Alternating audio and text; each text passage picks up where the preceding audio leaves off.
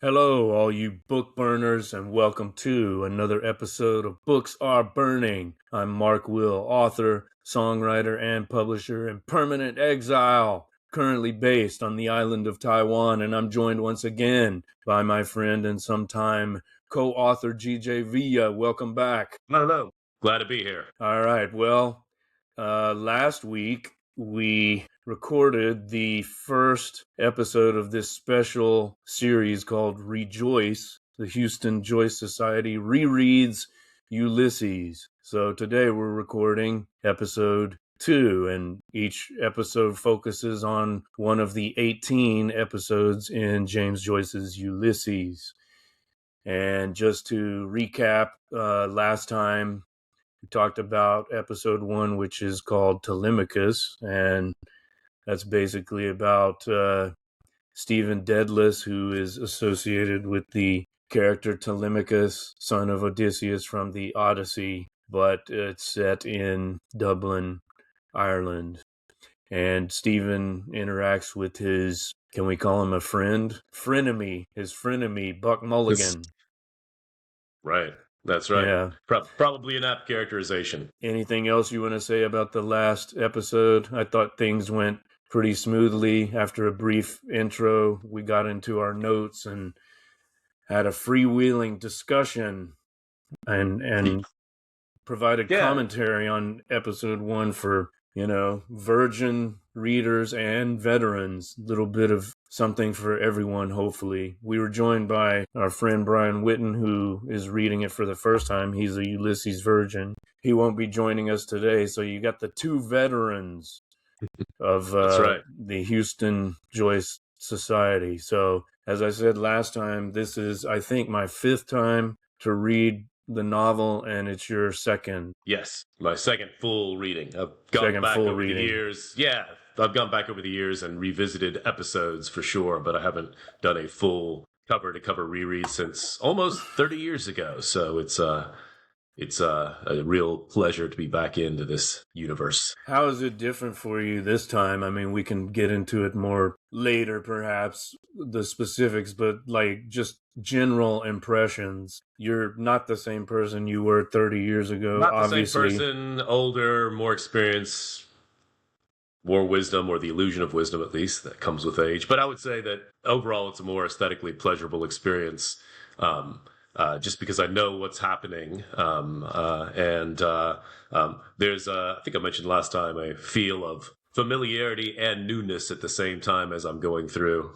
I'm using my old battered copy of Ulysses, and it's got my annotations. And this time I've also gone in whole hog in a way I didn't last time, whereas last time I did use some chapter kind of overviews and a handful of allusions.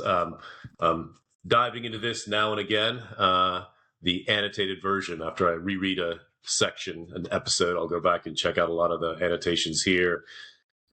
Just realizing just how vast and deep this universe is, and that you can, I suspect every time one reads this, there's something new. The experience is different in some ways.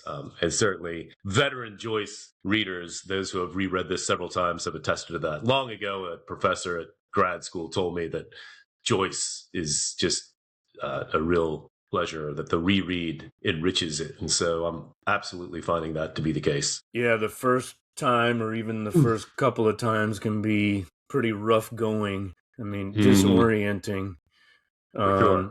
So it gets better. Those of you that are starting it for the first time, don't despair. It gets easier. I would also say that for the first time reading it, as opaque as sometimes it can be, there are still some moments of absolute revelation and just pleasure at the ingenuity and so on. So sure, yeah, it's not all just a slog that first time through, right? No. It's definitely a good idea to know something about Stephen Dedalus, right? If it's better probably to have read and to know a portrait of the artist, right? And I think that's also something that makes it very pleasurable for me. That's a book I've revisited many, many times, most recently last year when I listened to the excellent Colin Farrell audio book version. Being that we're in these first 3 chapters, and here in chapter 2 or episode 2 with Stephen going off to his teaching gig, his part-time teaching gig. And I guess we could start with that, right? In the Odyssey, Telemachus departs the island after hearing from Mentes, the visitor, who's actually Athena disguised and disguised, right? And later Mentor, another Athena appears twice in book one as in these disguises, right? After he is inspired by the goddess of wisdom, he departs to meet Nestor, right? The wise old man who fought in the Trojan War and knows Odysseus well, and he gets told stories of his father by the wise Nestor, right? So here in episode 2 is just kind of framing the chapter, right? We have Stephen Daedalus, our Telemachus, who has a catechistic encounter with Mr. Daisy, the head of this school that Stephen is teaching at, teaching history, the technique or the art for the chapter, right?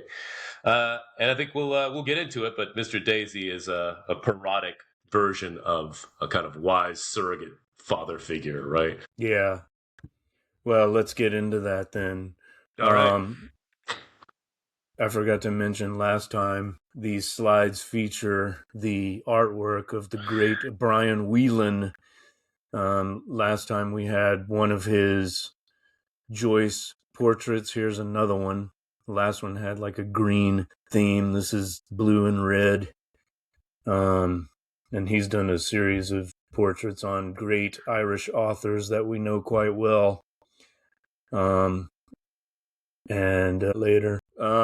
Yeah, so just a reminder, these are the texts that we are using. You're using that AA or double J, what is that, Random House edition? Yeah, Random House, right. And I've the one in the middle is the one I'm using. It's this modern library edition. I lost the jacket long ago, told that story last time. And occasionally I'm consulting this modern Penguin Classics paperback, but page references will be to the hardcover modern library edition. All right, and we discussed some of the textual aids last time. I forgot to mention these, though. This is one that you referred me to, this Ulysses guide. Can you see the website there? Is it showing? Yeah. No, I don't see that, but it does have a shot of the textual aids, Ulysses Guide, The Women of Ulysses, and Ulysses, Listen to the Epic. Oh, okay, here we go. Let's see. How about that? Yeah. See it now? There it is. Is it showing now? Yeah, okay. So, lot of good resources here. I like this other resources. I don't know why I'm getting all these pop-ups, but anyway, it's not working properly. Other resources has the schema, which shows all the different elements of each chapter. Now I've lost the entire screen share. Damn it. Let me try again. All right, we're back to this. You see that now? Yeah.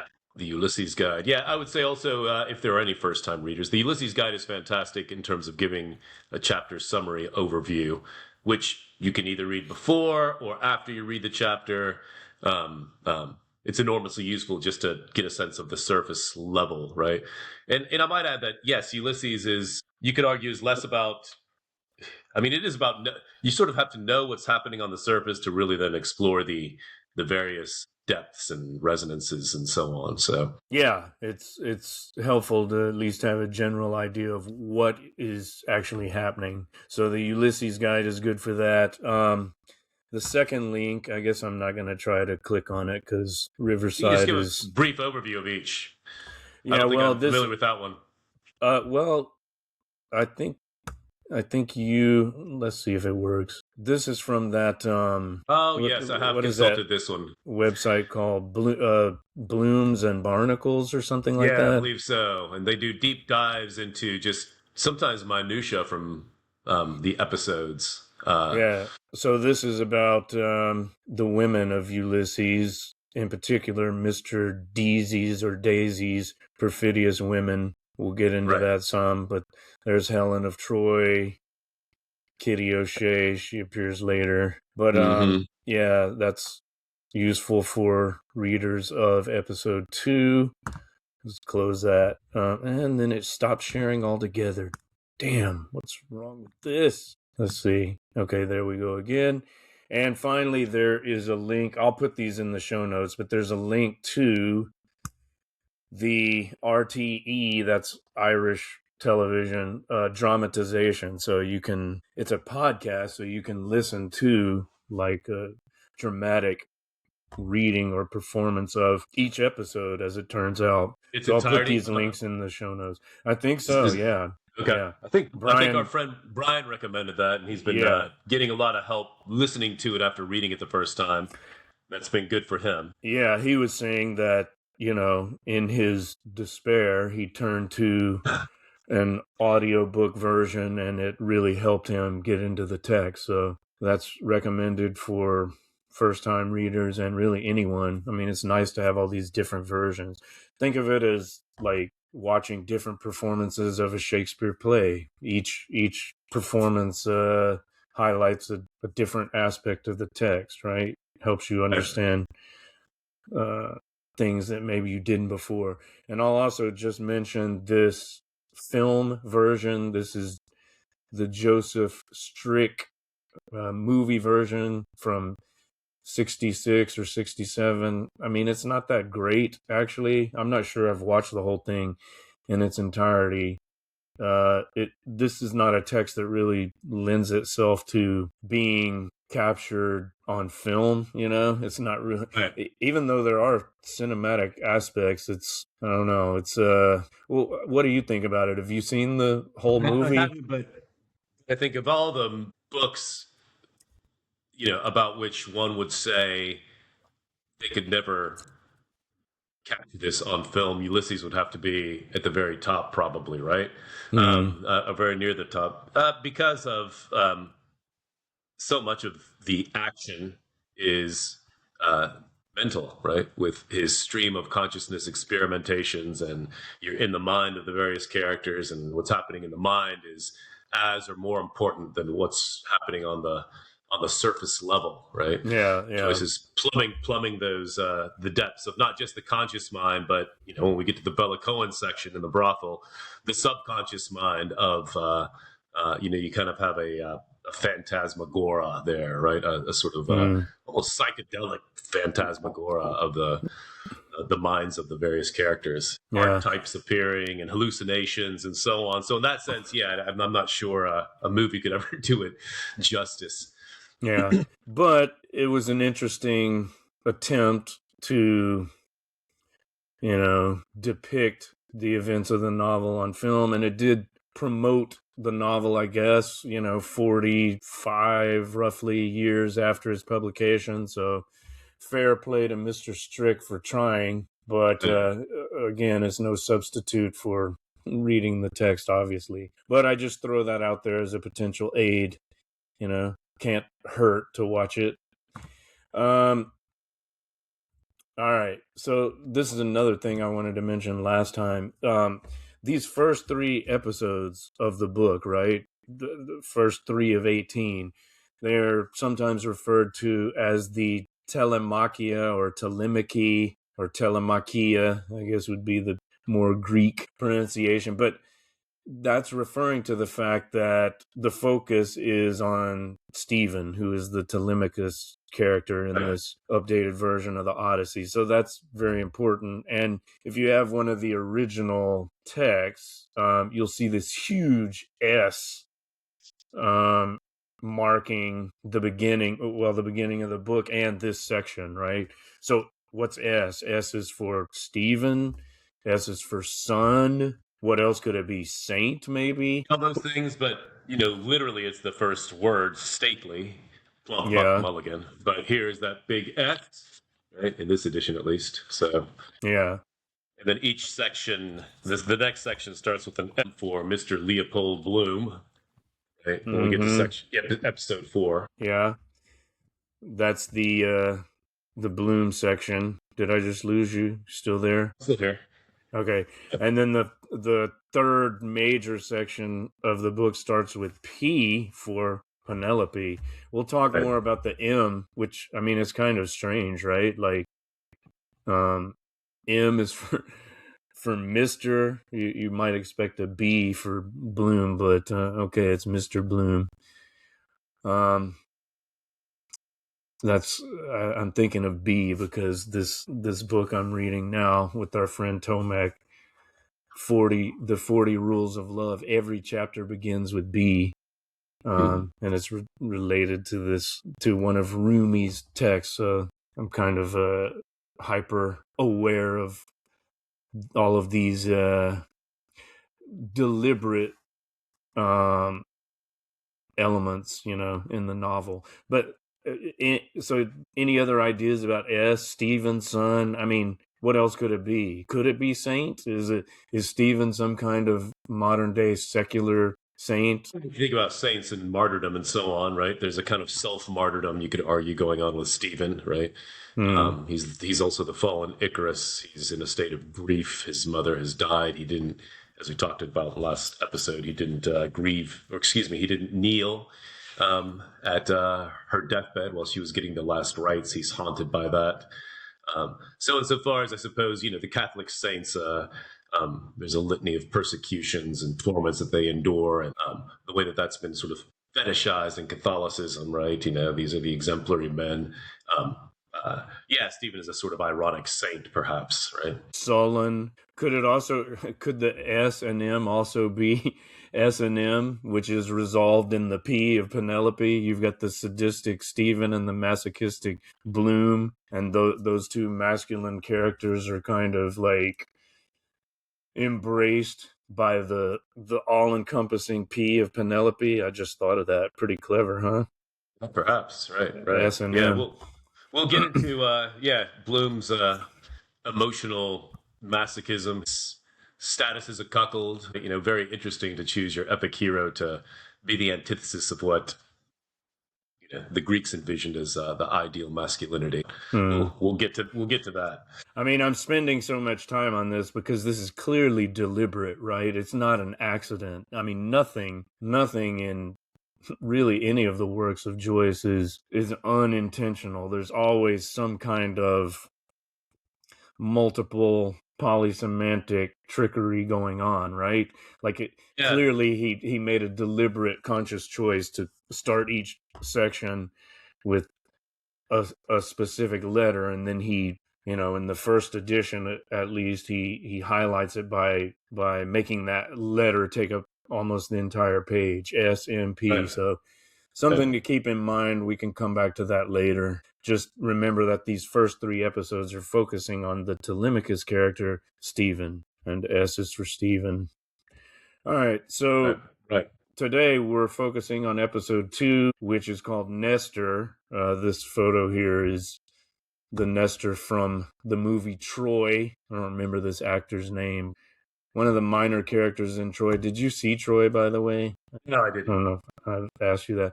It's worth watching. Is on your end the screen still buffering? No. Okay.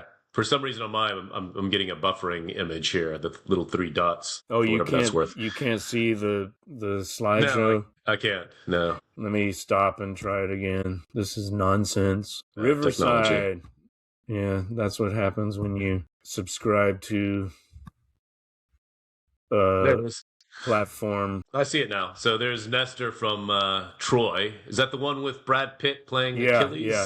Yeah. Did not see that. How did you like it, or not like it for that matter? I was glad I saw it at the time. I think I saw it in the theater and haven't watched it since, but it was entertaining. Of course, in episode 1 we had the picture of Telemachus from the upcoming Christopher Nolan version of the Odyssey. So that should be interesting if you like Christopher Nolan, which I don't. But maybe that. I'm sure I'll watch it. I'll probably go to the IMAX this summer or something like that just to see. Right? Yeah. Anybody who knows the Odyssey. I probably will too in the end, but I'll be dragged kicking and screaming. But Telemachus is played by Spider-Man, Tom Holland, I think his name is.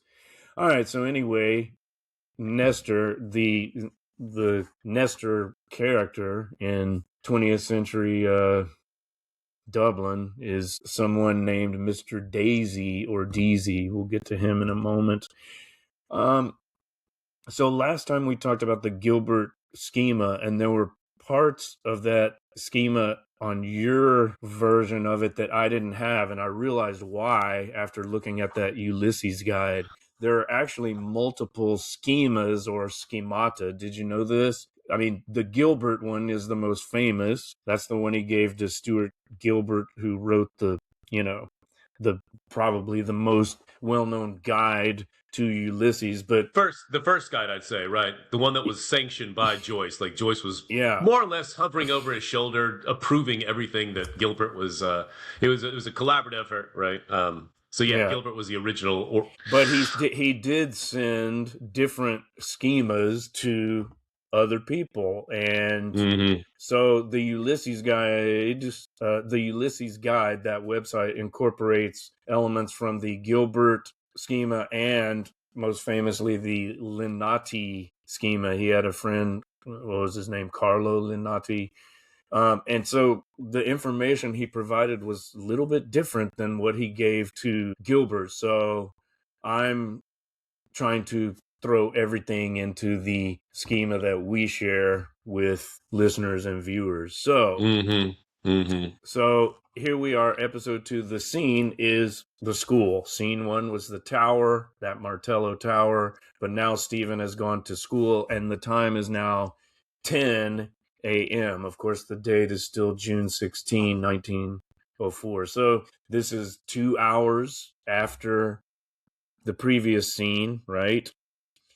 Well, maybe only an hour if scene 1 starting at 8 finishes at 9. So you can actually look at the Ulysses guide and follow the route that Stephen walks from the tower to school. Did you see that? Yes. Yeah. Yeah. So Yeah. if you want to go that deep into it, you can. But anyway, I should also arrives. add that I'll add Yeah. that just to interject real fast that the annotated, right? Every chapter begins with, you probably can't see that very well, but really helpful map Let's see delineating. that. Let me stop sharing. I'm not Show sure that if you again. can. I'm not really sure if you can see the details too well there, but every chapter has a sort of map, sort of outlining, delineating the next stop on the pilgrimage. Wow. So Okay. that's pretty nice. That's pretty nice. Maybe we can include a screenshot of that in the show notes. Very nice. So that's the Tyndall, or what is that? No, that's the Gifford annotated. The Gifford. Okay, very good. So when we were actually in Ireland, we followed as many of these routes as we could, but I don't think we made it to the school, which does actually exist. I've got a picture of that, but we'll come to that in a minute. So there's no organ, no bodily organ associated with this chapter. The art, however, is history. So episode 1, it was theology, now history. The color is brown. And one question I want us to consider is, why is this chapter brown? Maybe related to one of the symbols, which is the first of which is horse. Could be these horses that are mentioned are brown, chestnut mares and all that. So the Gilbert, I think, only mentions horse, but the Linnati also mentions Ulster, woman, common sense. So I just threw them all in here. The technique is catechism, personal, and the correspondences are: Daisy is Nestor, Sergeant is Pisistratus, who's the son of Nestor, and then Kitty O'Shea is mentioned as the Helen. She's also a kind of Eve figure. So as you're reading episode 2, you can bear all this in mind. So here's the scene. That's the school that I was talking about. I think I got this from Ulysses Guide, both of these pictures. So it is a real school. I don't think we went there, did we? No. But, it does exist. And, a typical classroom may have looked like this: boys in their uniforms at attention, in pretty little rows, waiting to white be collars. Yeah, white collars, waiting to be instructed. All boys, no girls, no co-educational facilities. So that's where really all of episode 2 takes place, at this school. And as we said, they're the characters, yes, I mentioned before, there's Spider-Man, our Telemachus, Stephen Dedalus, and there's Nestor, Mr. Daisy, in their mythological guise. Yeah, so the plot summary is always a big question mark. Maybe we leave that for the notes, but basically everything takes place at school. Stephen is first seen instructing these unruly boys, and they are summoned outside for hockey, which I guess is field hockey. And then he basically goes to the headmaster Deezy's office. I guess that's his. I don't think it says, but he runs the school, so I guess he's the headmaster, Mr. Deezy. So he goes to his office, and they have their interaction. Anything you'd care to add to that? Stephen is an instructor. He's teaching history to the boys, who, in catechistic fashion, right, asking them questions and so on. And he's not that well prepared, glancing at his gore-scarred book as he's, asking them for dates and so on. It's very much learning by rote. While that's happening, he is musing on history, right? He later refers to the nightmare of history from which he wants to awake, one of the famous quotes from the epic. And then he gets in a catechistic back and forth with Mr. Daisy, the headmaster, though.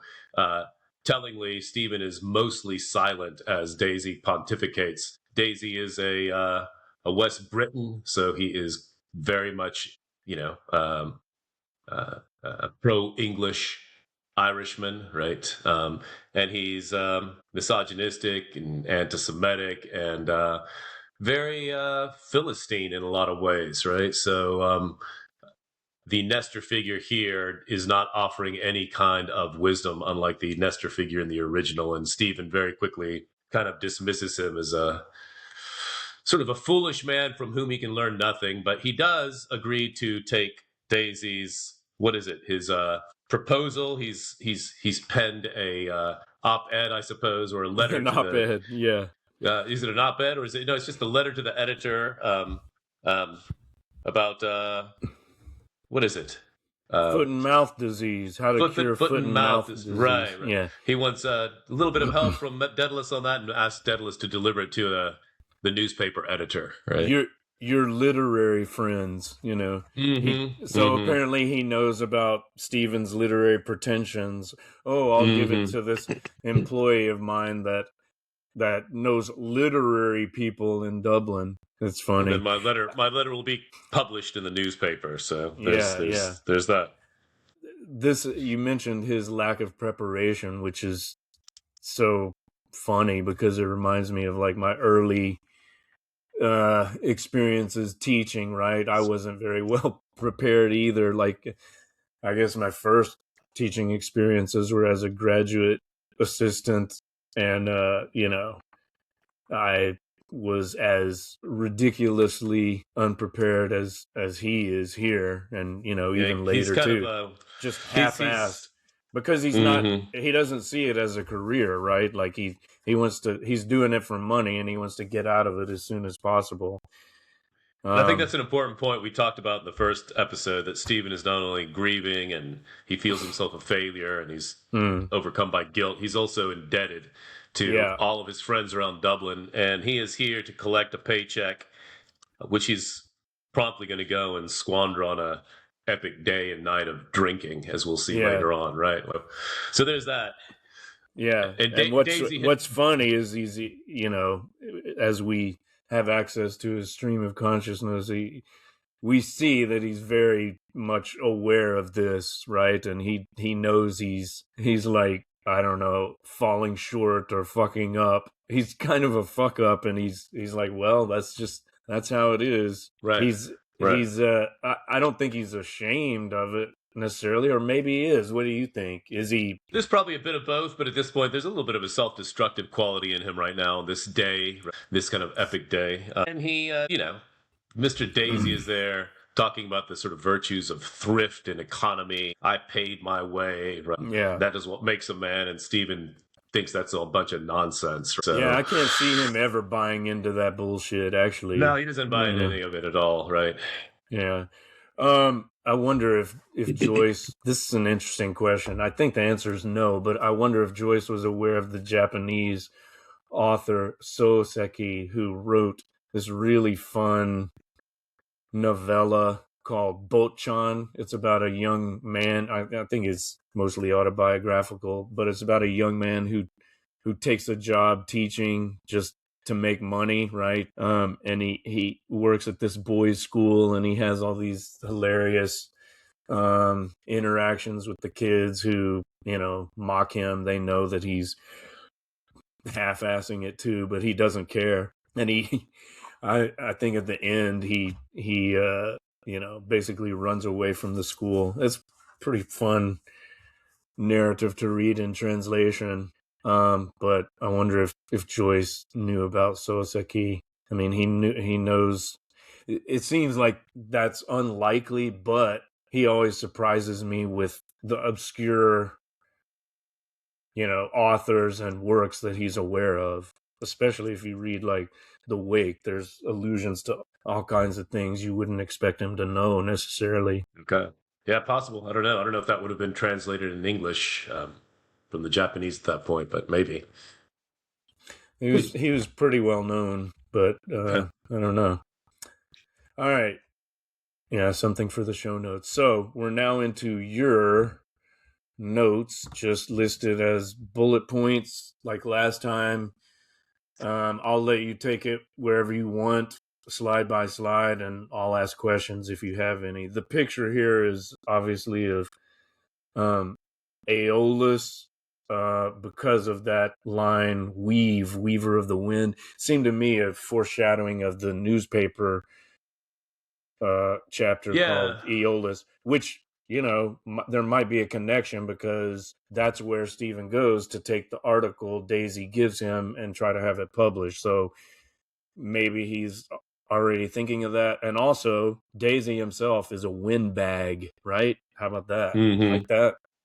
Daisy the windbag, he's a kind of Aeolus character himself, I even believe as that's he's also associated with Nestor. right. Yeah, I agree. I think that's also a phrase that recurs, I believe, in episode 3, the mind weaving.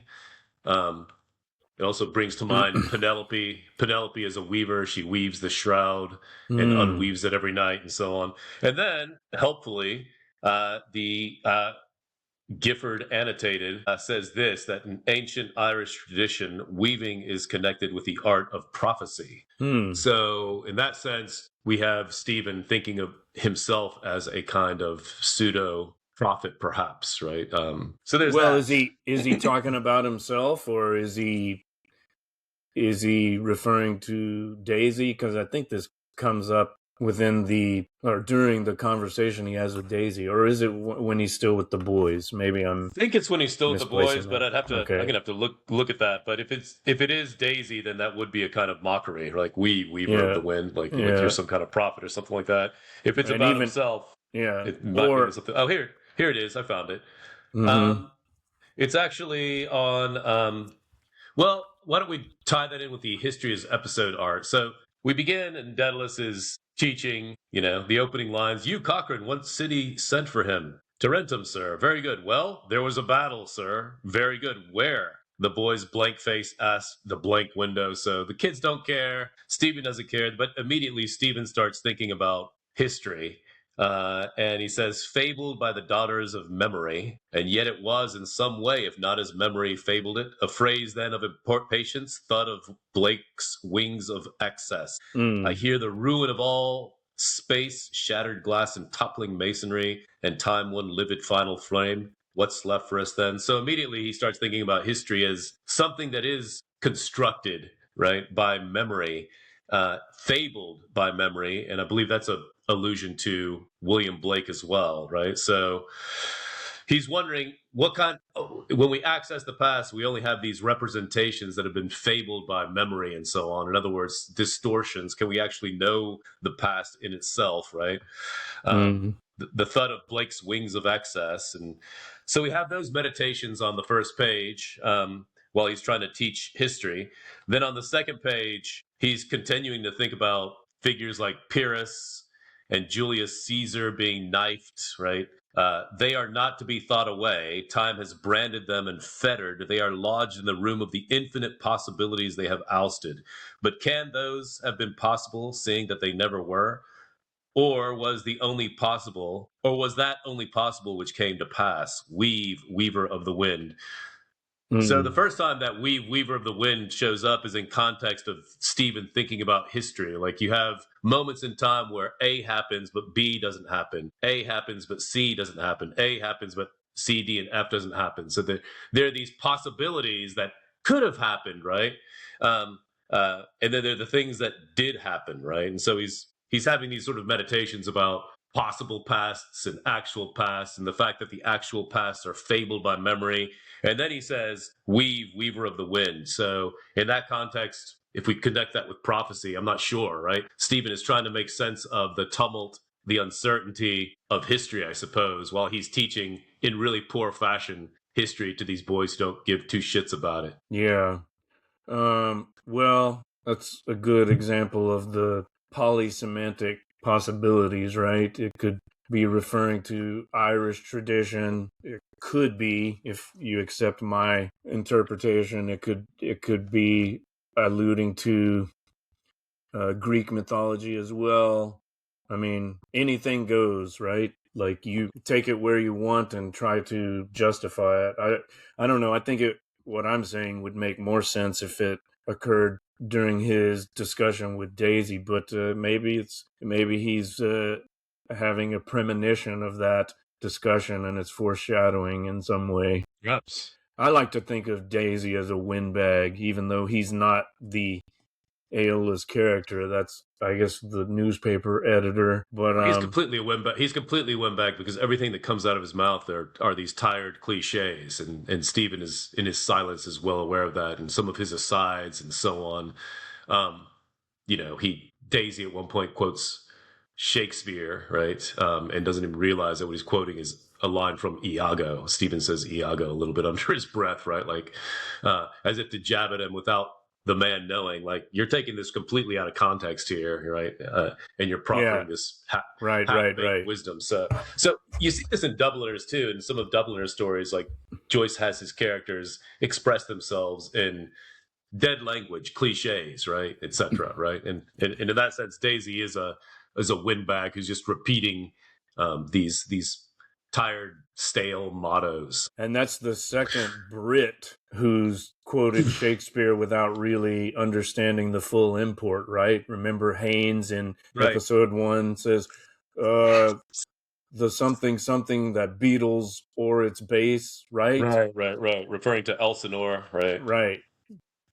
Not really remembering the quotation exactly from Hamlet, just right. As I didn't there. But I mean, it's like, Stephen would obviously know it, so the Irishman understands the native, British literature better than the Brits themselves. What is the quote that Daisy cites that Iago enunciates originally, that Daisy's not even aware that that's an Iago quote? Put but money in thy purse. Right. So Daisy is quoting that as sort of the virtues of English frugality and English responsibility when it comes to money.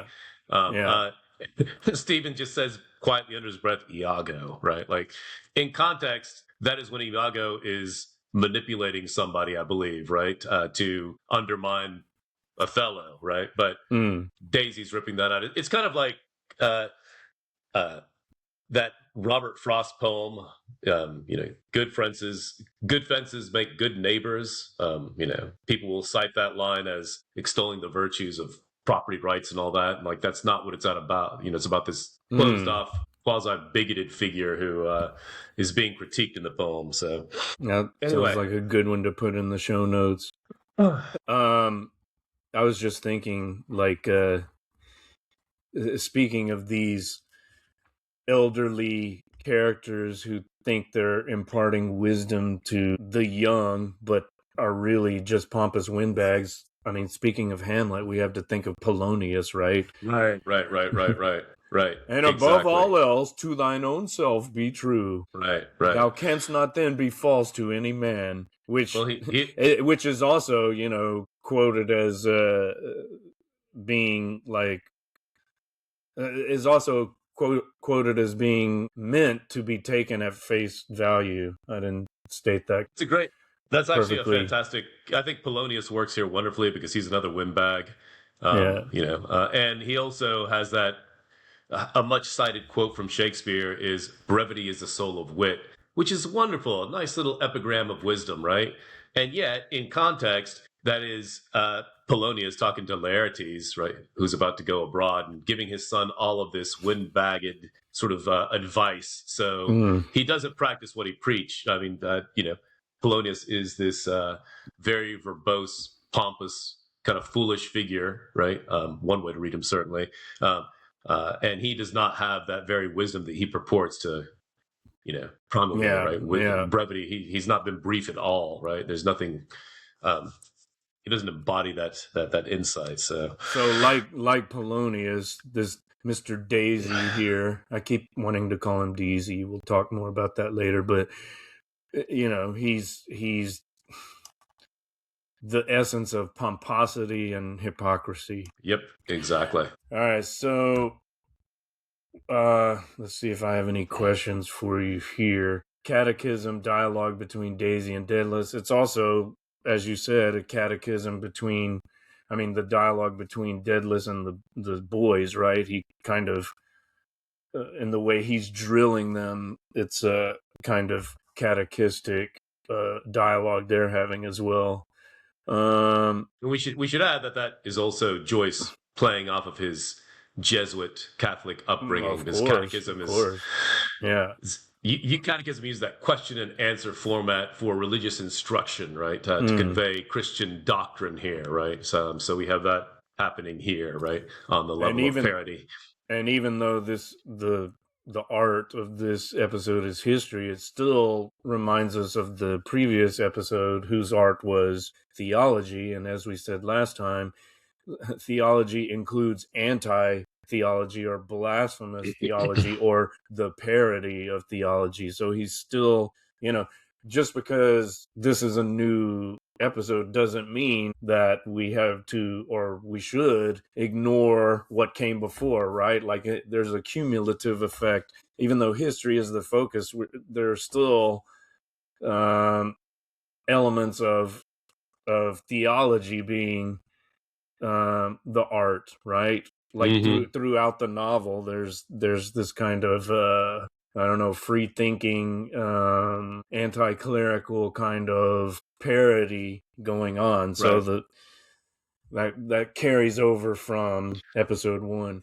But you've got a pretty long quote here, and in my mind's darkness, a sloth of the underworld, etc. Why did you want to highlight that? I wonder, this prefigures the next episode when Stephen is walking on Sandy Mount. And so I just want to highlight that now that he's thinking about, in context, he's remembering his time in the Library of St. Genevieve in Paris, where he spent some time just reading late into the night, fed and feeding brains about me, he thinks. So he's just, the sort of scholar filling his head under glow lamps and pale with faintly beating feelers, and in my mind's darkness a sloth of the underworld, reluctant, shy of brightness, shifting her dragon scaly folds. Thought is the thought of thought, tranquil brightness. The soul is in a manner all that is. The soul is the form of forms. That's a mantra that gets repeated in the next chapter. The soul is the form of forms. Yes. And that's derived from, I've learned, right? Aristotle, right? Who says, just as the mind is the instrument. I don't remember what the quote was, but Aristotle thought that the human soul was the form of forms, right? So that's something we should just look for in the next chapter. Maybe come back and revisit this here. As soon as I asked that question, I had the exact same thought. Like, this is foreshadowing the next chapter. And just on Aristotle, he's probably the favorite philosopher of the Jesuits, I would say. That kind of Oh, for logical, sure. syllogistic, much more so than Plato, right? Like Right. this Right. is the kind of logician that they would have favored and thus imparted to their star pupil Stephen Dedalus. So that's exactly what this is. I mean, even the language is foreshadowed. This is, and so that, this is what I'm saying. There's a cumulative effect. It, each episode is distinct and a world of its own, but it bleeds over into previous and later episodes as we're seeing. So And just that's to one of the many wonderful things about this text. And to throw in Gifford's take in his annotation, thought is the form of forms, he quotes this from Aristotle's On the Soul. As the hand is the instrument of instruments, so the mind, or nous, or soul, is the form of forms. And it says here in Metaphysics, Aristotle argues that the prime mover is thought thinking on itself, right? So, which also sort of suggests Descartes, I think, therefore I am. The ability of humans to think on a meta level, not just thinking, but thinking about thinking. But I think it's also related to Stephen being overly goddamn cerebral, right? There are no organs in the Telemachy, right? There's no organs corresponding to these chapters, suggesting that there's something overly intellectual about our hero. And when we get to the very beginning of episode 4 with Bloom, he is partaking in the inner beasts of organs and loves kidneys, and he lives an embodied existence. He interacts with his cat. He has a supple, sensuous mind and soul, and that's everything that Stephen lacks, right? Because he's so fixated on the intellect and this kind of almost kind of Hamletian, right? This Hamlet's thinking as a disease. That's the very thing that is plaguing Stephen. So in that sense, he's also Hamlet here, right? He's disembodied. He's disembodied. He doesn't like to take baths. Remember that, right? Yeah. Also, right? He's alienated from his body. He can't. He doesn't know how to exist within his own body, and so he's right. Yeah, he's over intellectualizing, and that's why he needs to meet Bloom, who prepares him for adulthood in a way, or mentors him into, I mean, we don't know what happened after the events of the novel, but we can imagine that through meeting Bloom, he learns to inhabit his body and thus can be prepared for his encounter with his own Penelope later. Right. And we're going deep. We're going deep here. When we get to episode 5, the second episode with Bloom, he goes down to have a bath, right? He bathes himself. He thinks about his floating father of thousands, his member, etc. So he's much more embodied in a way that Stephen is not, trapped in this kind of toxic intellectualizing, if you will. Yeah. Now you quoted the Greek word nous, yes? Probably transliterated N-O-U-S. Yeah, nous or nous, I'm not sure. But nous. So that's actually mind, which is interesting because he's saying soul, which would be a different Greek word, psyche, right? Like psyche. So I wonder if is he misquoting Aristotle here, or I don't know. That's a good question. Well, certainly in the Christian scheme, it's about the soul, right? The soul is what makes us unique. So there could be a little leftover. And insofar as the Jesuits, Aquinas in particular, appropriated Aristotle, right? They probably would view that word as soul rather than mind. On the other hand, maybe Joyce is taking the piss out of Stephen, like he's pointing out that he is remembering it wrong, like some passage that he read, he's misappropriating it. All right. Anything else on this slide? I think we've talked about most of those things. Yeah. All right. So here is the next page of your notes. We've got a picture of Blake, but I'll let you take this wherever you want. I think you have some of this stuff about Daisy. The only two things I think I'll Cyril Sargent, right? The Pisistratus character.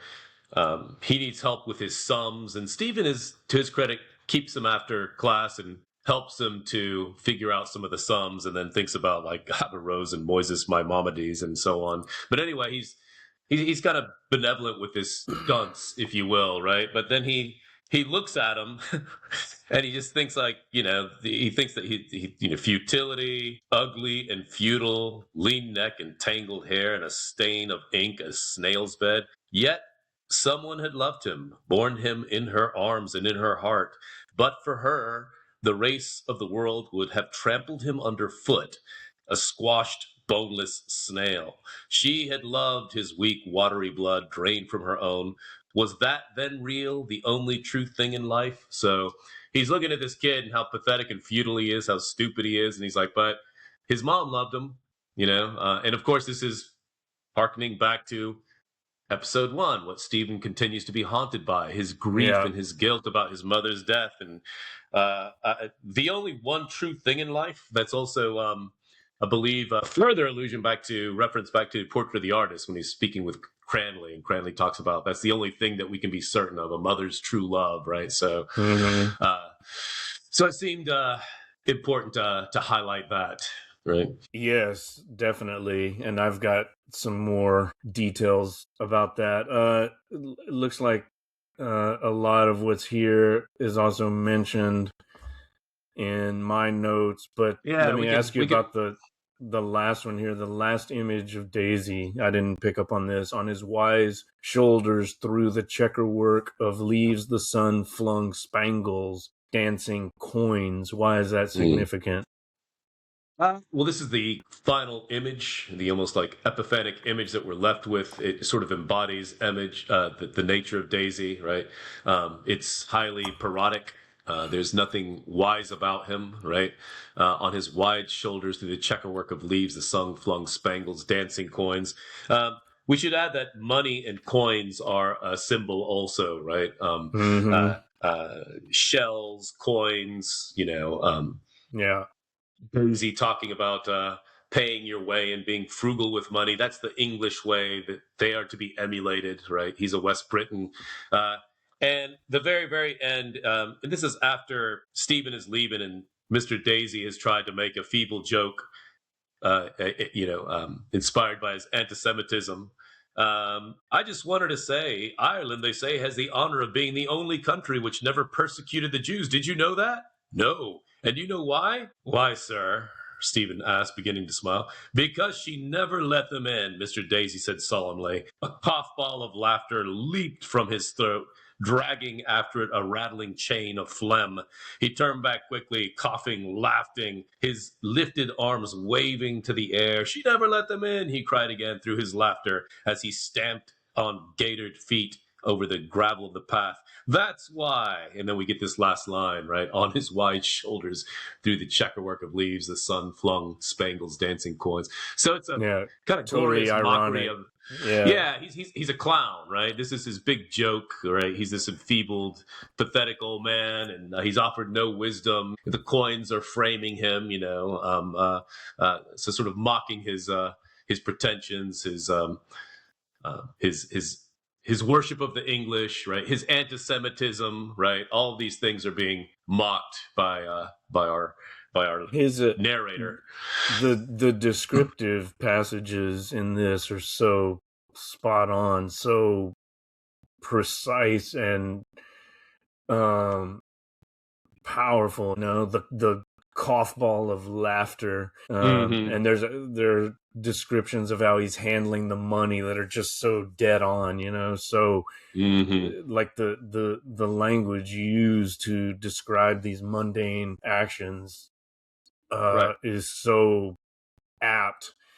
I think someone once commented on Joyce's lust for description, and this might be related to that Enneagram type 5 element that I mentioned last time, like just as an observer, as descriptive prose, it doesn't get any better, does it? I mean, right.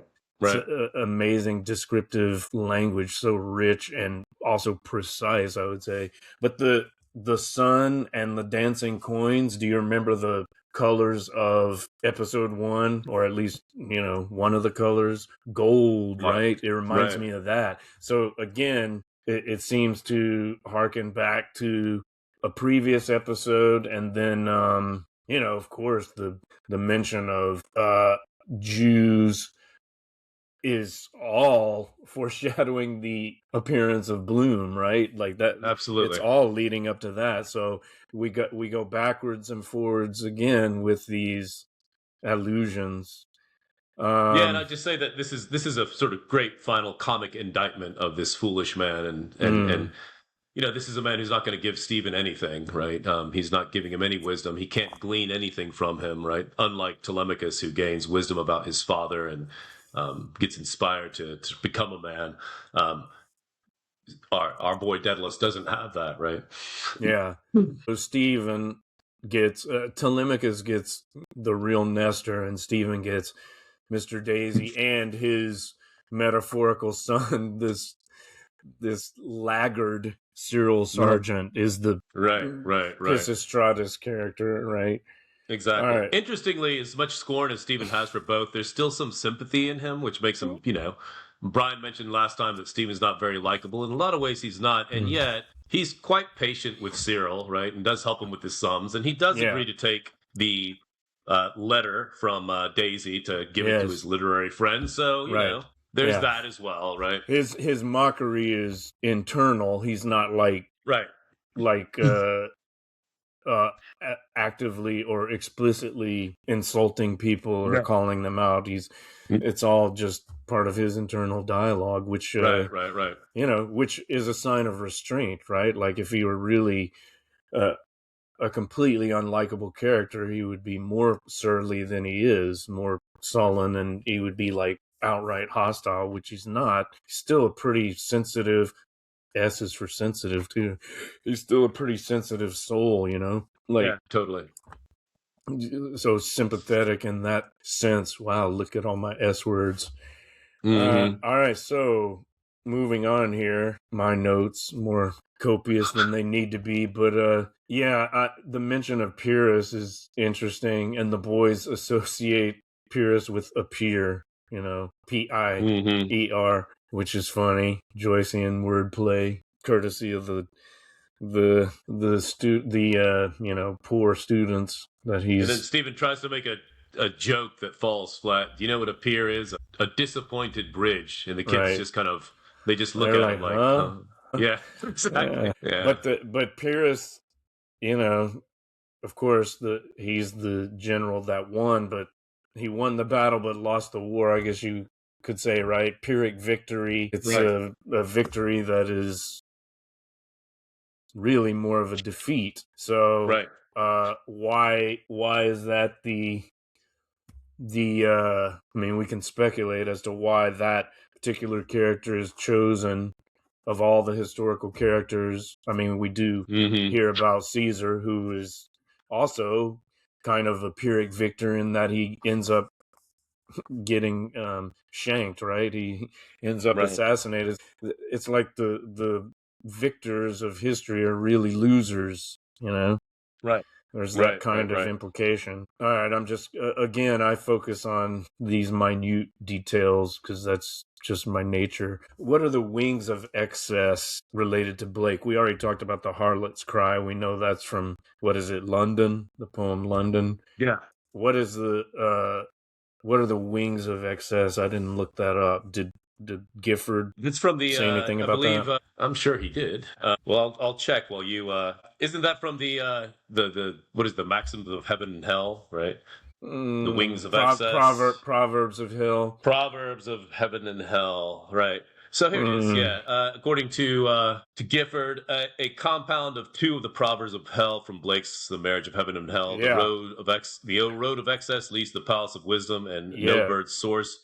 No bird soars too high if he soars with his own wings. Yes, so it's a mashup. That's not an actual Blakean phrase. Blake's wings of excess. So, but here he is thinking about history, right, as being fabled by memory, and so that history is something that is Blake's wings of excess, right?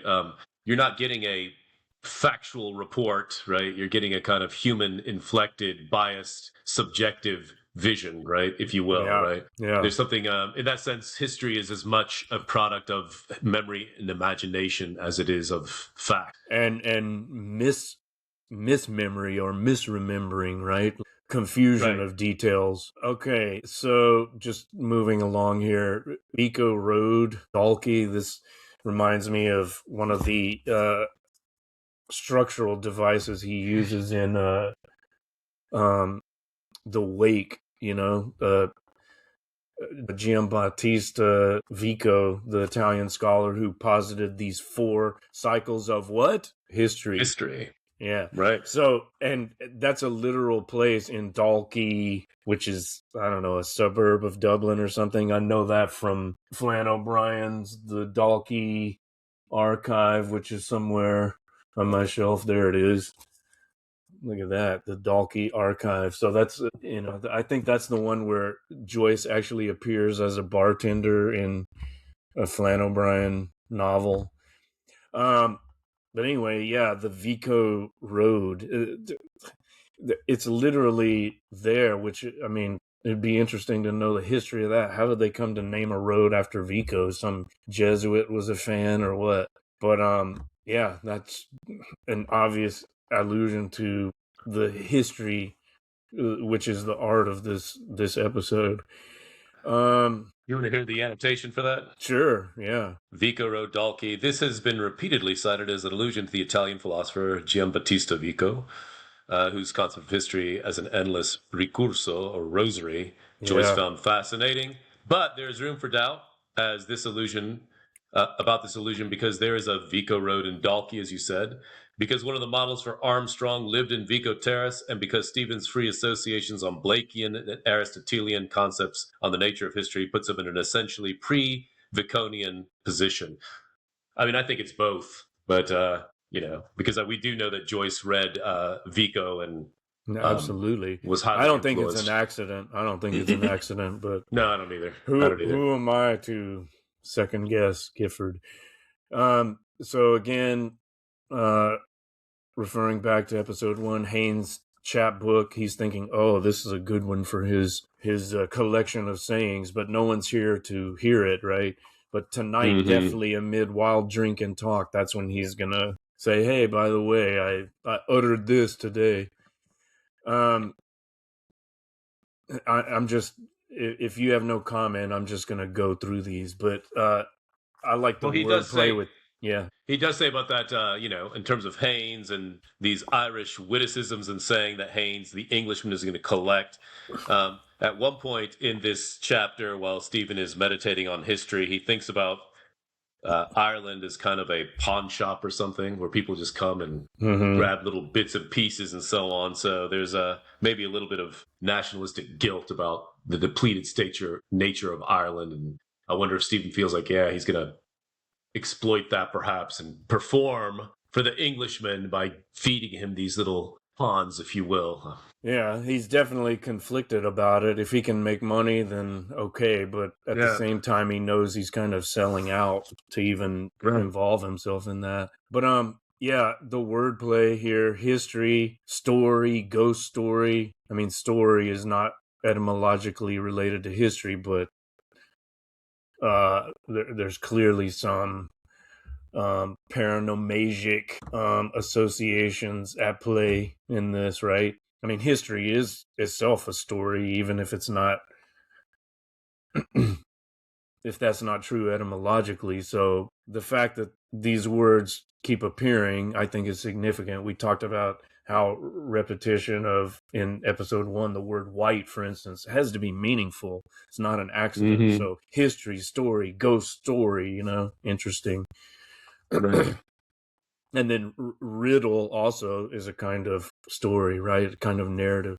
We mentioned the Library of St. Genevieve. No need to comment further on that. Hockey is the field hockey. Interestingly, this is the first time we have mention of the actual day. It is Thursday.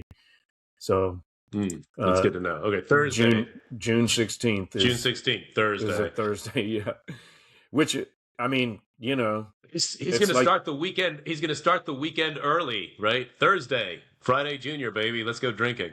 Yeah. But it just shows, again, that emphasizes the quotidian aspect of this, right? It's just a day like any other day. It's just Thursday. Mm-hmm.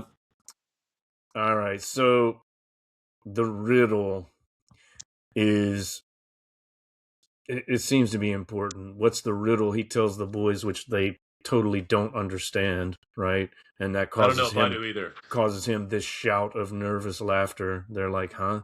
But he says, the fox burying his grandmother under a holly bush. The fox burying his grandmother under a holly bush. And I asked you to look that up, and you said it probably had something to do with him burying his mother, but why grandmother? Why fox? Why holly bush? What's all this about? Right. Right. Any Yep. thoughts on that? I wonder if we're supposed to think of Stephen as a kind of fox, right? 'Cause later on, there's a line about, and on a heath beneath winking stars, a fox, red reek of rapine in his fur, with merciless bright eyes scraped in the earth, listened, scraped up the earth, listened, scraped and scraped. So that image of the fox is mentioned a couple of times, scraping, listening to the earth, digging up, right? I I don't know how else to understand it other than this is in Stephen's mind. I mean, he is kind of digging back into his past, right? Haunted by his dead mother. If there's something else beyond that, I'm not sure, right? But it's funny But that he grandmother, tells. I know. grandmother, not Uh, mother. maybe that's a parable or a fable of some kind.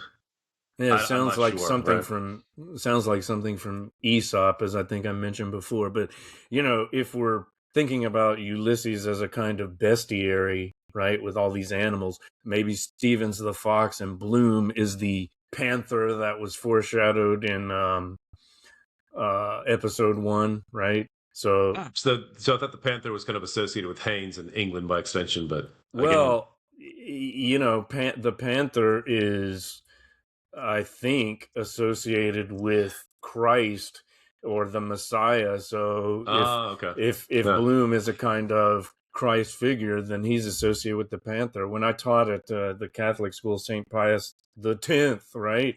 You know what their mascot was? The panther. We were the St. Ah, Pius X Panthers, right? gotcha, So that gotcha. so that's I think that's well, they were Dominican, but that's a Catholic kind of symbol for old Jesus. But yeah, that we'll have to watch out for other animals. Actually, there's one right here. I'm looking at this picture of Columbanus, who's associated with the dove. He's just mentioned in passing. He's I think a missionary to the Irish people. Right, right, right.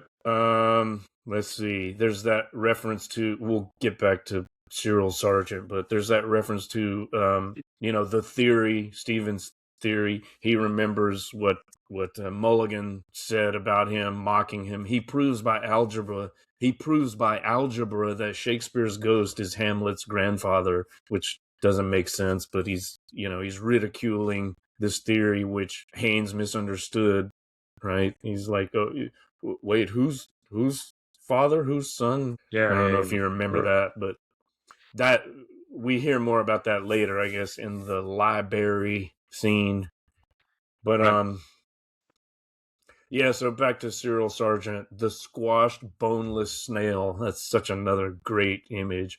He's also referred to as a laggard, that only a mother could love. And then later we have reference to the Latin phrase amor matris, love of the mother, right?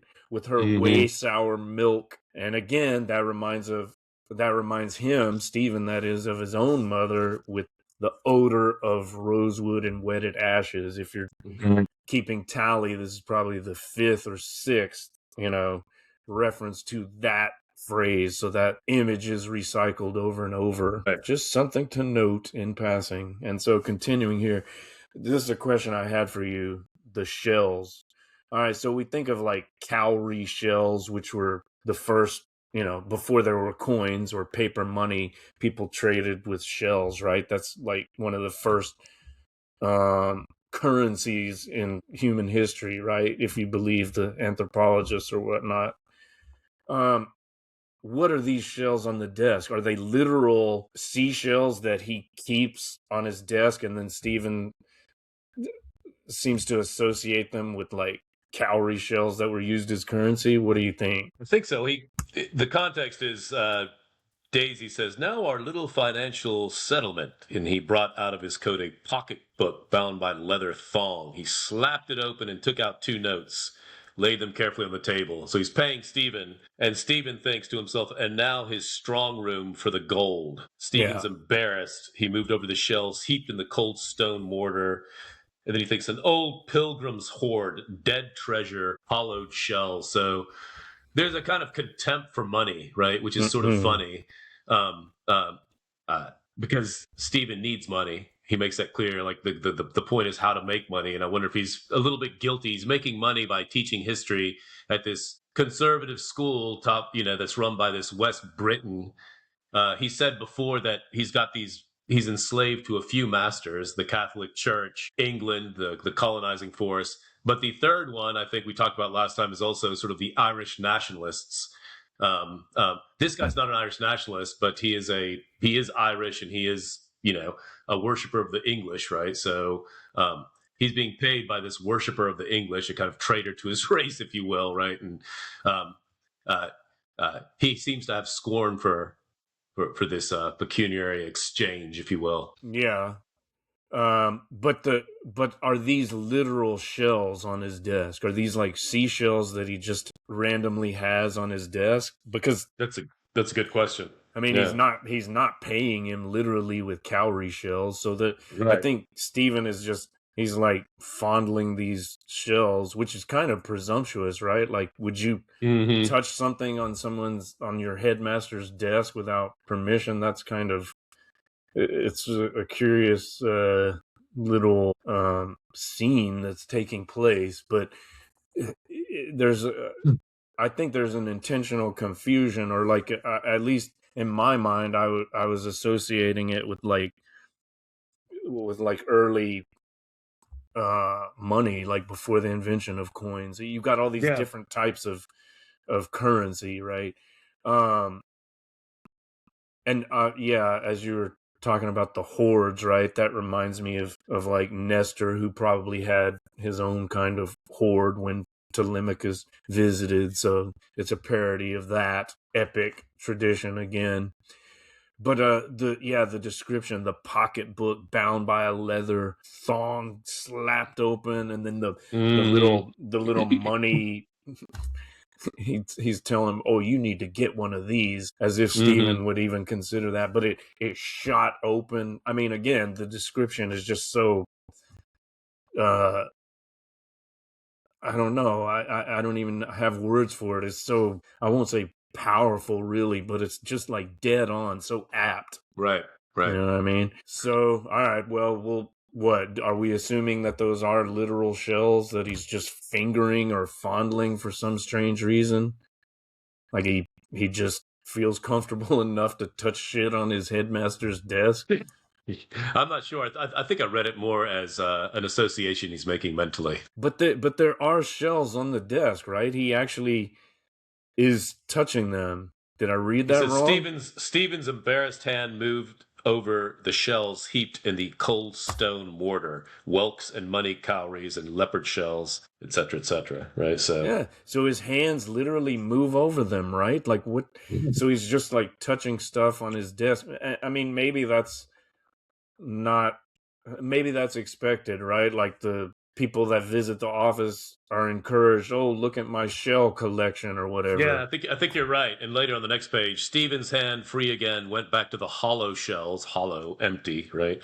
Dead Yeah. treasure, hollow shells, symbols too of beauty and of power. A lump in my pocket, symbols soiled by greed and misery. So he's also thinking So about the way in which men acquire money, right? Often through nefarious and underhanded yeah. means. And so the coins and the paper money are just as hollow as the shells, are just Right, empty material objects that for whatever reason people assign value to. right, right. All right, we mentioned Iago. History is to blame. Harkens back to episode 1. That's what Haynes said. I thought this was funny, the list of all Stevens' creditors, right? All the people he owes money Mm-hmm. to. Mulligan, Curran, McCann, Ryan Temple, Russell, Cousins, Bob Reynolds, Fuller, Mrs. McKernan, whoever these people are. I mean, we know Mulligan. But like, you were saying this amounted to like thousands of dollars. Mm-hmm. according to one source I looked into. Yeah. So that's pretty crazy. Yeah, he's in debt. He's been spending in a rather profligate manner. As He's not Joyce good with his himself money, was wont to right? do. As Neither Joyce was himself, Joyce. right? Yeah, exactly. Mm-hmm. All right, so we talked about the comical obsession with foot and mouth disease. It's just such a, I don't know, there's something about the randomness of it. I mean, maybe that is a serious problem, but the way Daisy thinks he's going to be some kind of national hero by, writing his letter to the editor, and we're going to clear this up once and for all. Mm-hmm. Um, I commented to you and Brian that if Daisy were, and again, is it Daisy or Deezy? You must have read somewhere that it should be Daisy. I don't Like know. Yates, We'll have to like look. Yates. Is it like Yates? Yeats is Yates, not Yeats, right? Yeah. Not like Keats, Keats. So this is Right. Daisy, like Henry Flower. I think we made Mm-hmm. that connection before. But anyway, however you pronounce his name, I said if he existed in 2026, he would be an Islamophobe and a Zionist, as many, supporters of modern Israel are. I told you that I'm reading it now for the fifth time through the lens of current world events, right? Partially. Right. Right. So just backtracking a little bit, like the creditor piece where Stephen thinks about everyone he pays. This is right after comically the juxtapositions comic, where Daisy taps his saving glass, right? He goes, I will tell you, he said solemnly, what is his proudest boast, right? In terms of the English, right? Um, I paid my way. I paid my way. I never borrowed a shilling in my life. Can you feel that? I owe nothing. Can you? He's offering his wisdom to Telemachus here, right? And then Stephen thinks, Mulligan, £9, 3 pairs of socks, 1 pair of brogues, Curran, 10 guineas, Can, what's he's thinking, yeah, whatever. I owe all this money. Exactly. And then later with the Daisy, an Islamophobe and a Zionist, right? Who's we should be specific. Like the anti-Semitism is in the first chapter was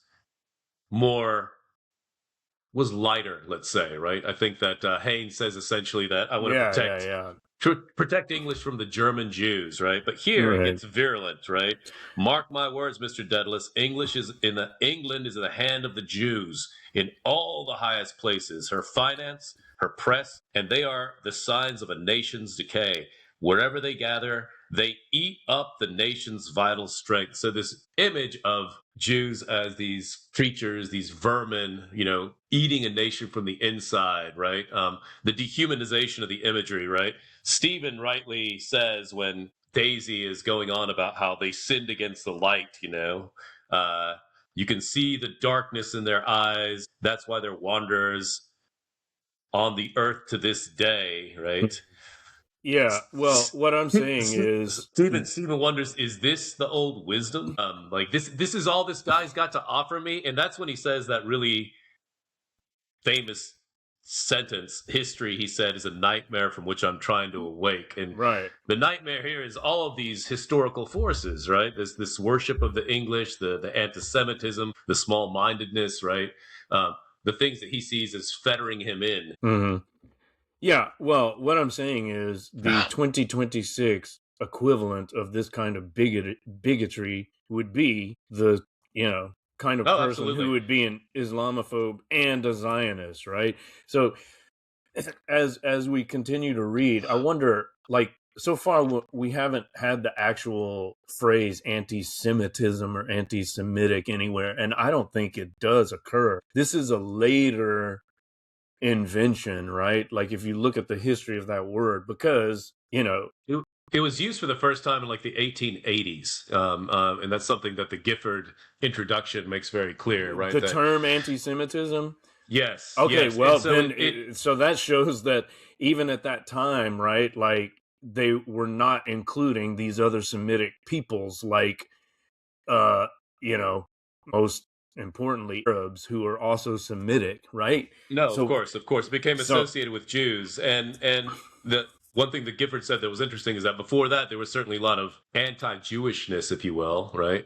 Anti-Judaism, but that was a you're against the sort of culture and maybe the religion, whatever. But anti-Semitism is bookends with the eugenic theories of the late 18th, early 19th century that races, quote unquote, have these immutable characteristics, right? And they're hierarchized from inferior to superior, right? So, but what we're realizing is that even back then, if you go back and read Herzl, for example, and the early, the founding fathers of modern Israel later, they already were weaponizing the term and using it. And this is, if you look at the history of the ADL in the States, they were weaponizing that term too. Like, there was a lot of criticism of Jewish gangsters, like who's the most famous one? He was played by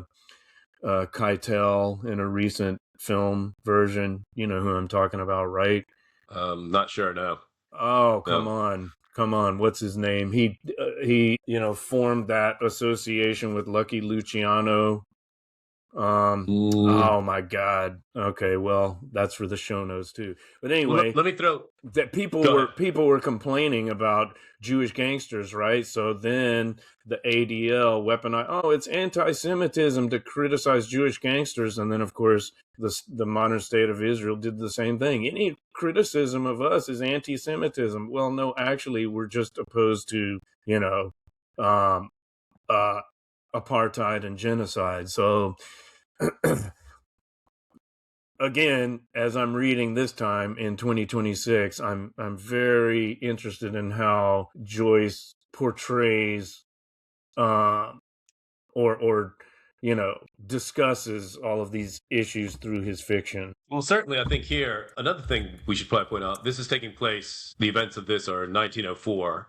Joyce is writing this a decade and a half later, whatever. And in 1903, the Protocols of the Elders of Zion, that anti-Semitic hoax and forgery purporting to detail this Jewish plot for global domination, was popularized and spread like wildfire throughout Europe. Right? So this notion of this vast Jewish conspiracy, which itself is having a resurgence, right? Right now on in the so-called alt-right in the manosphere, right?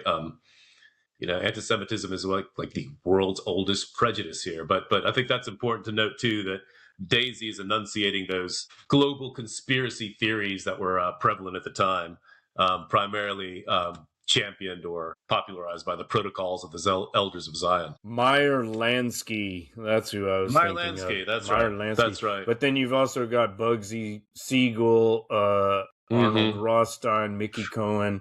And again, just I think Meyer Lansky in particular ended up expatriating to Israel, right? So, and I think he's the basis for that character in Godfather 3, is it? 2, 3? Remember? Called, what was that character's name? Irving Roth or something? You know who I'm talking about, right? He was Michael Corleone's... Godfather 3 is... Well, Michael Corleone's nemesis. It may have been 2, actually. Oh, right. Played by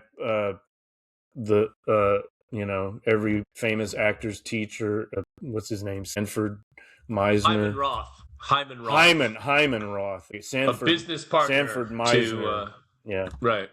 Yeah, so he's based on the Lansky character. I think in the film he's like trying to escape to Israel, which is a haven for criminals and pedophiles now.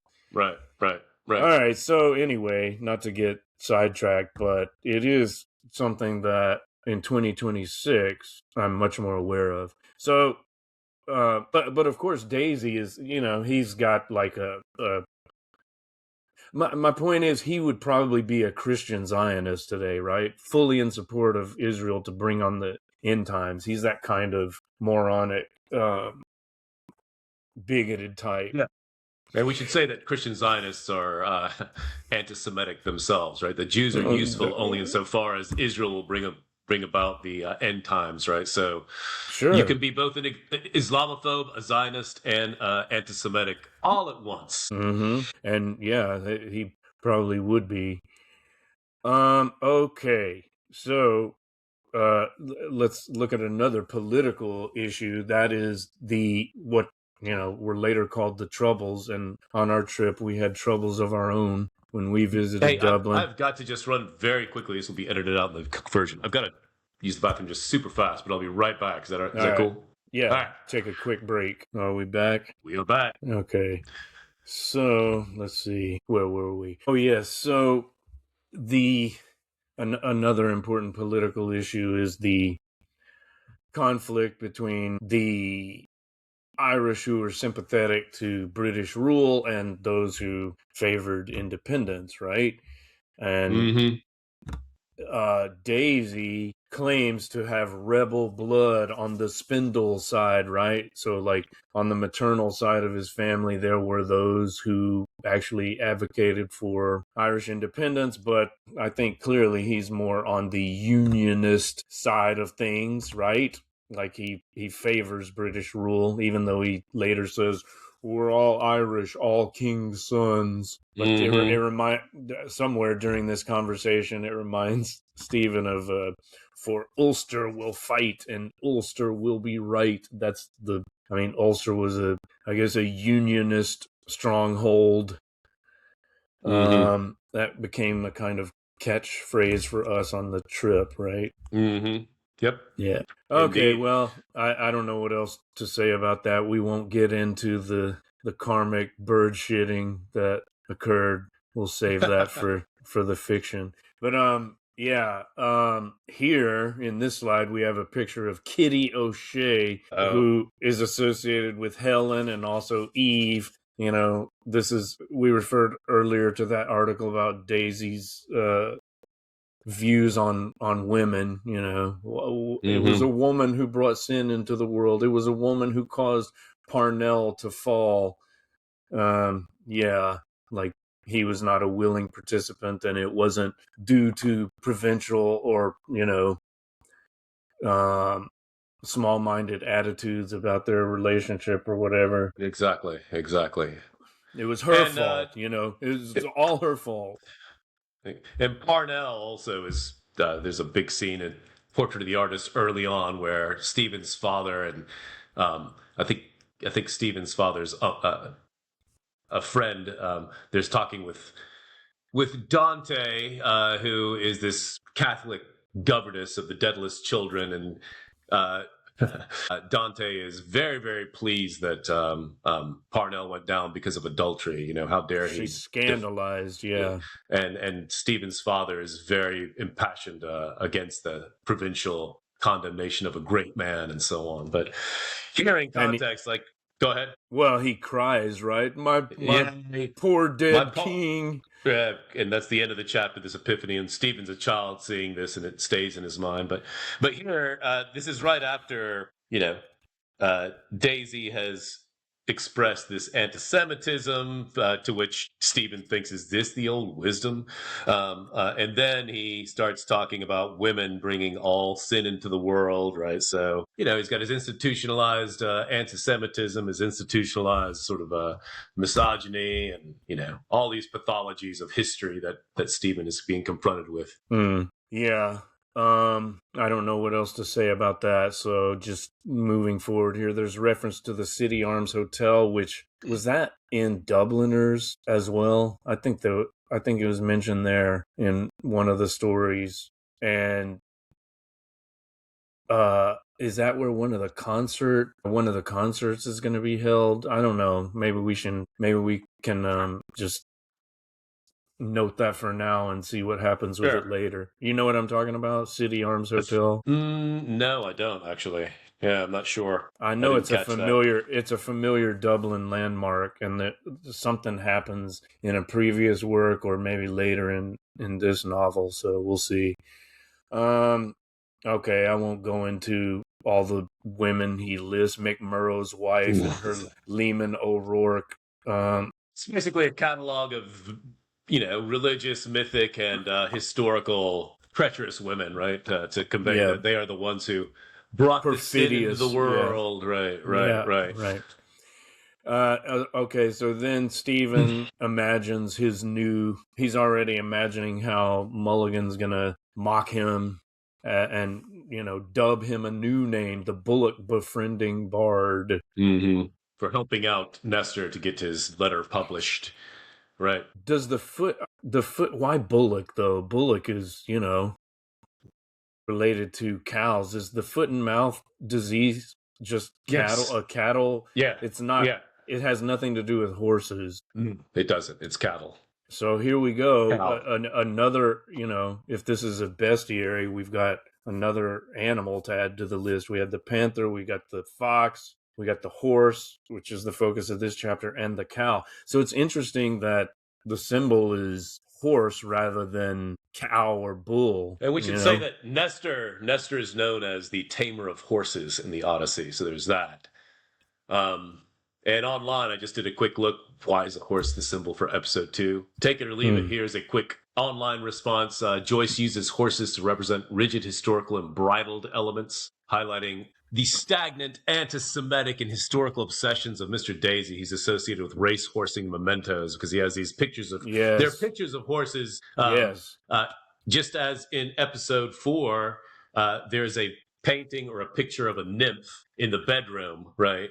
And the nymph is a symbol of Calypso, right? So we have these images. Here we have images of horses. Nestor is a tamer of horses, right?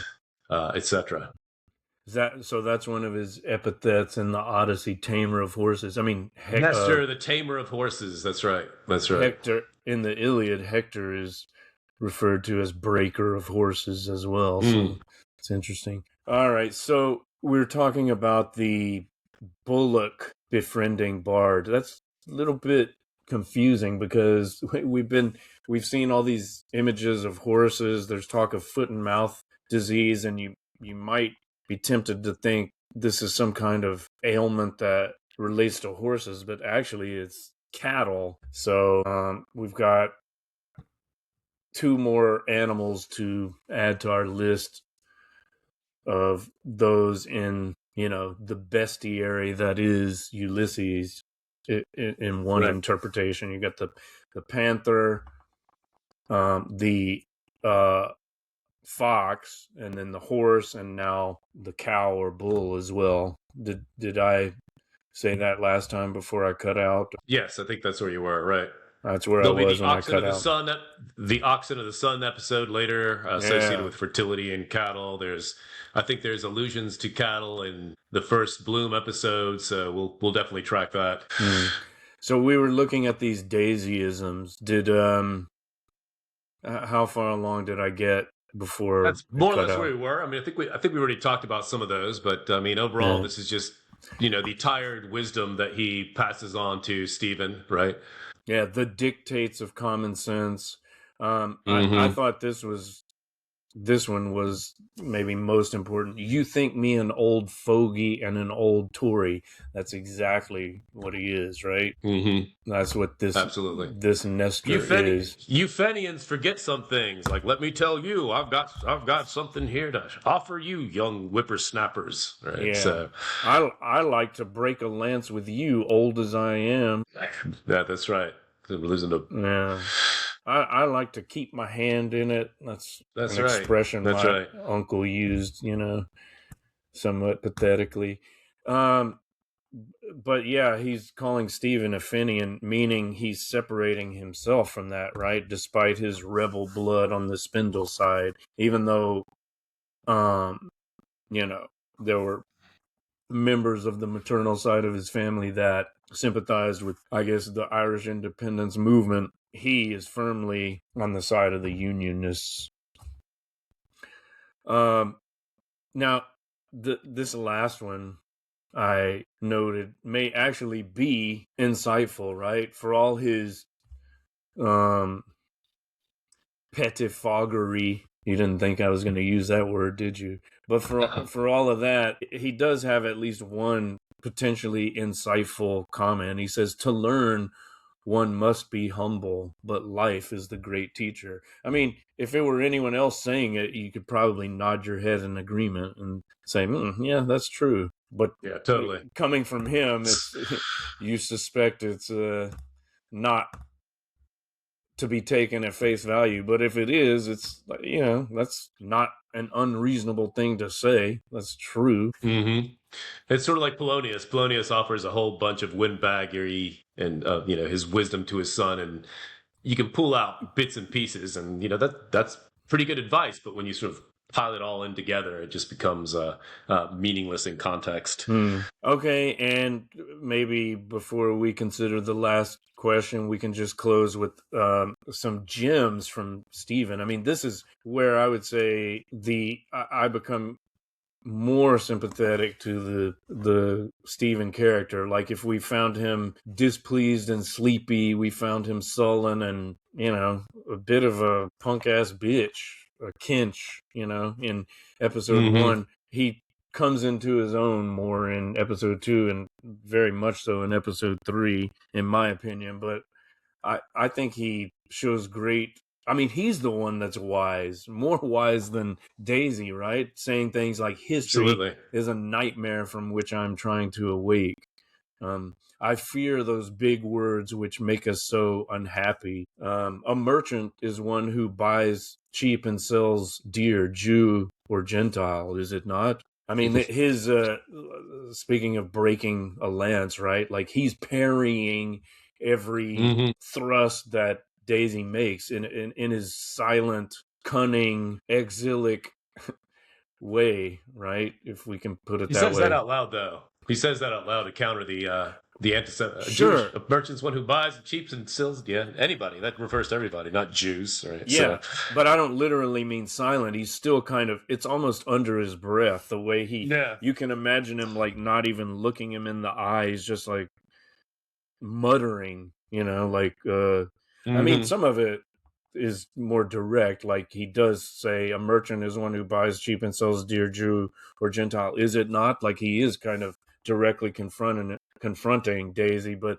sometimes it's just like you imagine it being almost under his breath, right? Like, we're all Irish, all king's sons. And Stephen says, alas. You can imagine him rolling his eyes or, just like shaking his head, almost sighing. Right.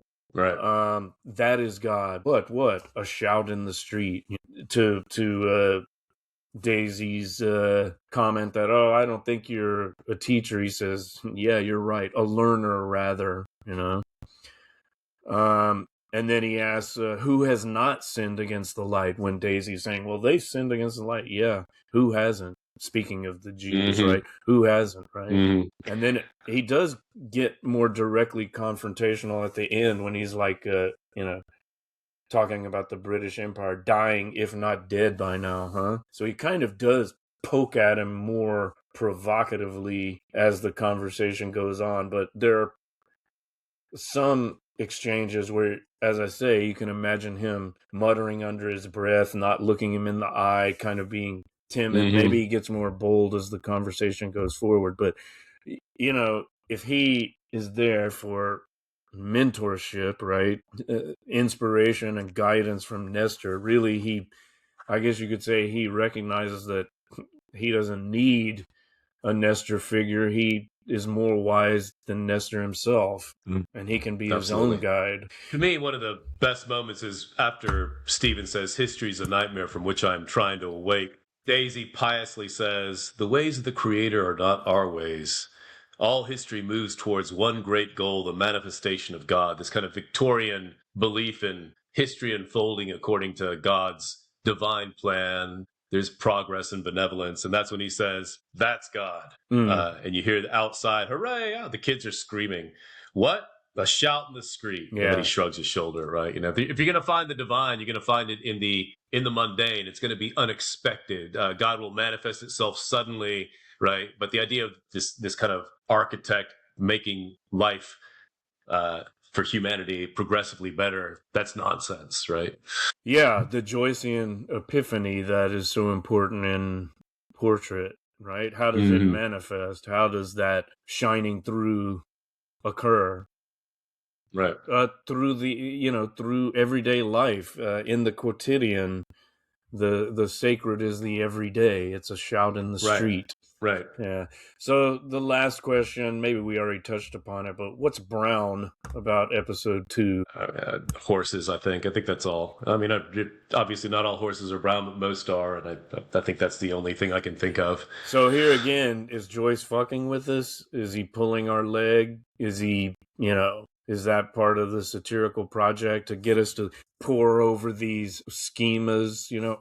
What's this? What's that? Like we're overdoing it. Yes and no, right? Like it's the joke is on us, but he is also in on the joke, and he's laughing. I like to think laughing with us. I mean the audacity of doing an epic in one day, right? Where you're just following these two people around and their sort of everyday wanderings through Dublin, right? The whole point is that in the quotidian, in the everyday, in the routine, beneath that there are all these layers, right? The extraordinary, the mythic illusions. It's very much a kind of palimpsestic text, isn't it? Right? There's multi-vocal, multi-layered. So once you realize the schema and the construction and everything else, you see various levels occurring all at once. Oh man, you introduced the lit crit term palimpsest. Look at you. Palimpsest. I mean, it is. It's there are multiple texts, written on top of each other. Right. So one episode, and these are some of the shorter. This is probably one of the easier episodes, but even this short, 11, 12 page, I don't know how long, but it's not that long, it's a world unto itself. The everyday, every moment is a world unto itself, it seems to be, right? Mm-hmm. Reality is infinitely rich and varied. Yeah. All right. Well, you can help support the Houston Joyce Society by purchasing the first novelette in our Aaron-esque series. That is Flansday. It's on Amazon right now and has been there for a while. Volume 2, Wild's Day, will be coming soon, so show your support if you appreciate what we do, or if you just want to read a fascinating narrative about two Joyceans and their experience in Dublin during the Bloomsday festivities and before and after. This will be on my Substack. That's Mark Will Wright, WRITE.substack.com. This has been live streaming on YouTube, at Mark Will Wright, despite the technical problems. We'll see how those turn out. I'll edit out all the garbage and post a cooked version on my YouTube channel as well, for those who didn't catch the live stream and don't want to sit through all the technical mishaps and the awkward pauses. But it's been a good conversation. I think pretty thorough. I don't have much else to say about episode 2. Do you? Let's stop sharing this. Quite thorough indeed. Yeah. I wonder what will happen with episode 3, because that's the opaque and the most impenetrable chapter of the first 3. So we'll have to pick and choose the things we'll want to talk about with that. Have you already reread it? I haven't reread it, but I did, I think, send you my notes already on 3. Did. So I'll go back through and skim through again and maybe look up a few things in the annotated and review my notes whenever we get around to that. Yeah, I'm going to reread it. I've reread it for this 5th go through, but I'm going to reread the rereading, if you know what I mean. And do some more highlighting. Rejoice, yeah. And do some more highlighting and note taking. But yeah, I'll be ready. Should we do that again next Saturday? That should work. And then maybe take a break after that. That's a nice place to stop if we're going to take a break or hiatus, because that'll be the end of the Telemachia. That's right. As we said before, this is where a lot of people get stuck and they give up. So we're going to try to help people go through it, get through the first 3 episodes, and then you can meet Mr. Bloom in episode 4, and hopefully the book will open up for you. So don't give up. Soldier on. There are a lot of great passages in episode 3, and the more you, even though it seems difficult, the more you read it, the clearer it becomes. You see all the connections with previous episodes and then later episodes, and get more insight into Steven's character. But it is like a pretty direct, you do have direct access to Steven's stream of consciousness. Like there's very little narrative description, although there's some, but most of it is like internal in Steven's You're trapped mind. in his head. That's right. Yeah. That's right. Yeah.